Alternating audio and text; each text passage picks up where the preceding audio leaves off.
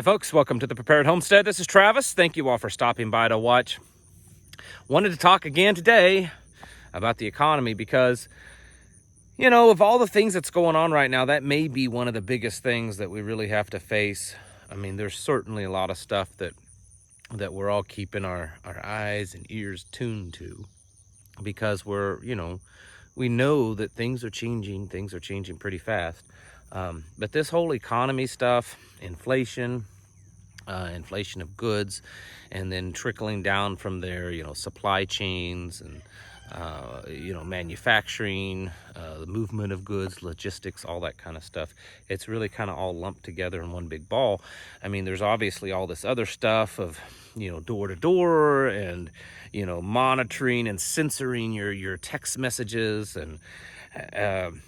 and even today, an article, which I'm not going to get into because it will certainly get me censored, but an article released, I believe, on CNN or Washington or New York Times, one of the big ones, talking about the chairman of the Joint Chiefs back during the previous administration.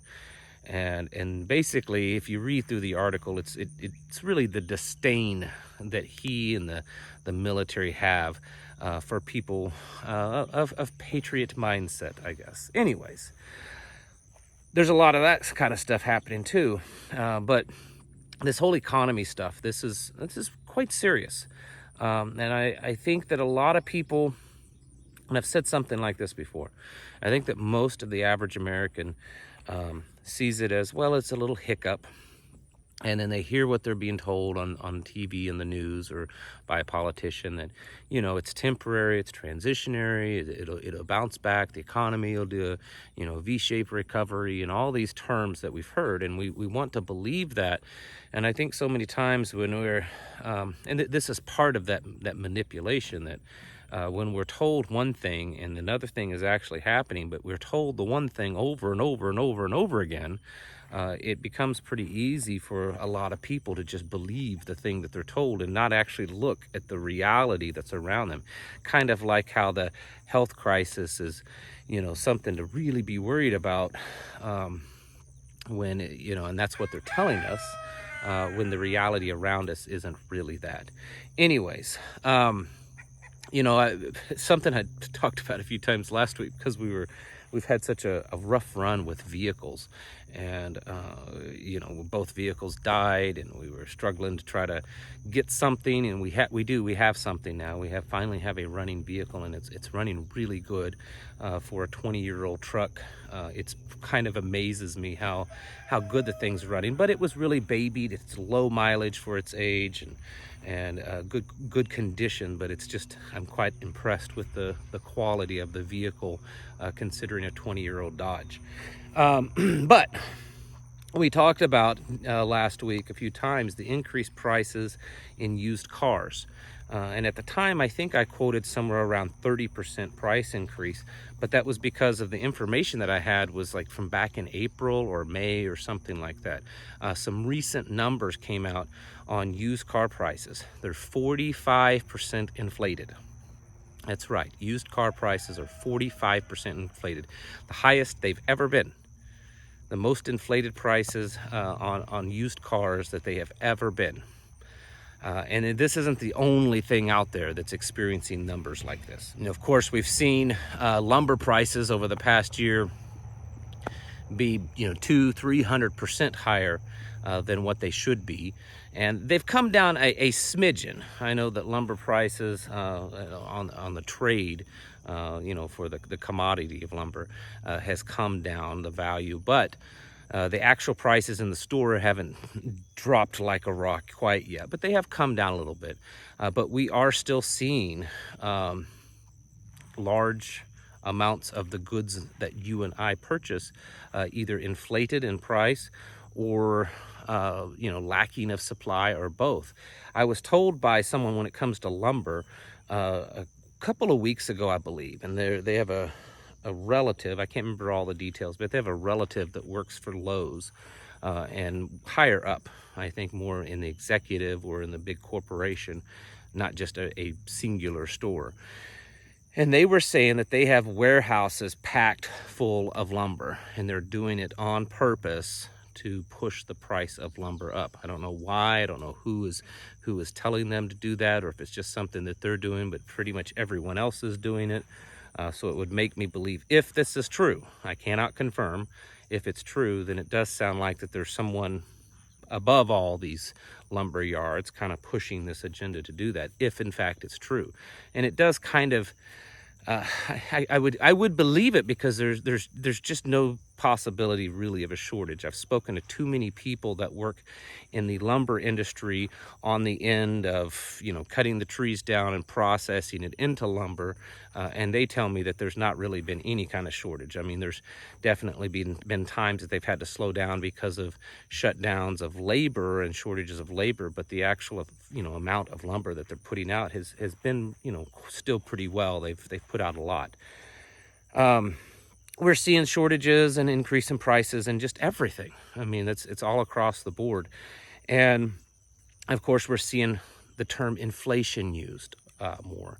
And this month, the most recent numbers came out on inflation that it's just under 6%. Now, for those of you that's been around for a while, you might say, well, that doesn't sound like a lot, 6%. I can remember back in the late 70s and early 80s, and we were dealing with 14% interest rates. It's because that they figure the numbers differently now, okay? I don't know all the specifics on the math, but you can look it up, and it's not a secret. It's not some kind of conspiracy. It's an absolute fact. The equation to come up with that inflation number is different now than it was 30, 40 years ago. And because of that, it changes the amount. So if you adjust the interest rate, the 5.6, 5.9 interest, inflation, I keep saying interest, inflation, sorry, inflation rate that they're saying that we have now, and adjust it back to the old way of figuring it back in the 70s and 80s, it would put our inflation rate somewhere in the neighborhood of between 14 and 18%. This is not just me saying this. You can find numerous financial experts, experts on the economy that have, talked about this. This is not a big secret. So if you look at it that way, inflation is quite high. If you look at gas prices, if you look at food prices, if you look at home prices are through the roof. Today I had to buy a small, not a spool, but a little bunch of, I had to buy 100 foot of wire for house, barn, to wire up some switches. And I paid probably about 40% more for this 100 foot of wire than I did a year and a half, 2 years ago. Prices have gone up on everything. Everything, light switches and, car parts, most everything has gone up at least a little bit, and some of it's gone up a lot. There's an article in Axios, because one of the things that we're hearing from the Federal Reserve, from the Treasury Department, from politicians, the White House and everything, is that, there's a little bit of inflation going on. It's not bad. It's not bad. Don't worry about it. It's not bad. But it's just transitionary. We hear this term, transitionary inflation, which basically is another word for temporary. They're saying it's just temporary, that this transitionary temporary inflation will last a few months, and it's only because the economy is just kind of bouncing back. They have their Keynesian economics way of spinning all this kind of stuff, that, it's making a bounce back, which is causing a little spike in inflation. It's just temporary. In 6 to 12 months, things will be back down to normal levels, and it'll be fine. And that's what we're hearing from the government, the officials, the Federal Reserve. Except pretty much all the other experts are saying, no, we don't agree with this. Axios website, news site, ran this article that a lot of major corporations, CEOs of banking and investment companies are saying, no, we don't think that this is transitionary. We don't think that this inflation is a temporary thing. We think it's permanent. Chase Bank CEO, BlackRock CEO, several others, if you read in the article, are saying that, we believe that we're in this for a long haul, and it's going to get worse. and there's not enough being done about it to fix it. And then the fact is that the Federal Reserve honestly has put themselves in such a, between the Federal Reserve and the U.S. government, with the amount of debt that we have incurred, there's not really anything they can do anymore. If you really understand the whole system of economics that we have here in the United States, and the debt and the bonds and blah, blah, blah, all that interest rates and stuff, there's not really anything they can do anymore. They're putting little band-aids on it to try to help it along, and moving money from here to there and from there to here and all this kind of stuff, and this propaganda campaign to try to slow things down. But the reality is there's nothing that they can do to really stop it at this point. And the reason why is because, well, the reason why they're trying to slow it down and not make it too terrible is because they're trying to push this digital currency. Absolutely trying to push it. Janet Yellen has been talking about it since she was nominated and took office as the Treasury Secretary. And yesterday, Powell, of the Federal Reserve, basically said that, we wouldn't need cryptocurrencies. We wouldn't need all these types of, crypto coins and all that kind of stuff if we just had a digital US dollar. If we had a digital US dollar, then all of our problems would be solved. And so they're trying to push that. And this is something that we talked about in our local meeting here this past Sunday. This is a serious deal. Here in Missouri, there's a big effort to push to make gold and silver legal currency. Not that it's not legal currency, but to make it where it's a currency that's used, and also to push the Missouri state government to invest our money as a state into gold and silver, and not treasury bonds, because there is this big effort to switch over to a digital currency and a digital dollar, because they know that the current dollar is bunk. It's not going to last much longer. It's spread too thin, and it's starting to lose a lot of faith in the public, and especially globally. And so they're wanting to push this digital dollar. And a lot of people say, well, might as well. Everything else is digital. Everything else is high tech. Folks, when they switch to this digital dollar, they will have absolute, complete control of every penny that you spend. They will have complete control of it. They will be able to dictate what you can and what you cannot spend your money on. If they feel that you've spent too much money this month on ammunition, they cut you off. Or if they don't want you to be able to spend any money on ammunition, they can cut it off. They can say, well, a few clicks of a mouse, or the AI may even take over eventually, and say, well, sorry, Bob, you can't purchase ammunition anymore. Red flag gun laws, your next door neighbor or your cousin or your ex-wife or your kid's school teacher said you're a little kooky in the head. You're one of these, revolutionary, patriot extremists that's all about, your archaic, conservative, and traditional beliefs. And so, you're not allowed to purchase firearms. You're not allowed to purchase ammunition or whatever. And all it takes is a little click, and your money no longer can purchase those things. And there's no longer a paper currency, so you can't just say, well, I'll just pay for it in cash, because cash doesn't exist.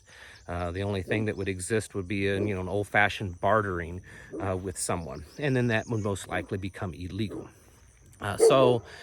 So folks, this is kind of serious, and I've been talking about this off and on. I usually every week produce 1 or 2 videos talking about the economy, because it's the big elephant in the room. And so many people are so hyped up on this health crisis, or all the other junk that's going around the world, or free Britney Spears, or whatever it is. And I'm not saying none of those things are important. I'm just saying that so many people are very distracted that they don't realize what's happening to our own economy, and it's crumbling, and the likelihood, or at least the possibility, that the U.S. economy and the U.S. dollar could go down the same road as Venezuela is right now, or other nations in the past like Germany during the 1920s, is actually quite possible. One of the big reasons why it's quite possible is because we're egotistical. We think we're the biggest and the baddest. We think that we're untouchable. We think that we're all powerful, and that our economy will never fail. And that is our biggest failing, is that we believe that. So folks, continue to prepare yourselves, prepare your own personal finances, your investments, your retirements, money that you have on hand. I'm not advising this, but I do know a lot of people that are telling me that they're trying to take as much money out of the bank and put it into some type of tangible hard assets, you know, gold, silver, brass lead thingies that go pow, food, tools, land, stuff that, you know, is real and is there, because things aren't looking so good in the, you know, the economic world, and I think that there's some legitimacy there to taking care of yourself in that way, and that's another reason why we do what we're doing out here. You know, the animals in the background. Yesterday, talking about the garden. When it all starts coming crashing down, um, or things just continue to inflate even more and more and more, much like we've seen over the past few years in Venezuela, where you can't afford to buy food because prices are too high. Or we're going to possibly see something like what we're seeing now in France and Italy and Germany, where they're talking about implementing full-blown shot, cards saying that, you can't do business, you can't go to a store or to a restaurant or to a grocery store or anything unless you have this certain kind of documentation saying that you got the thingy, you know what I'm saying.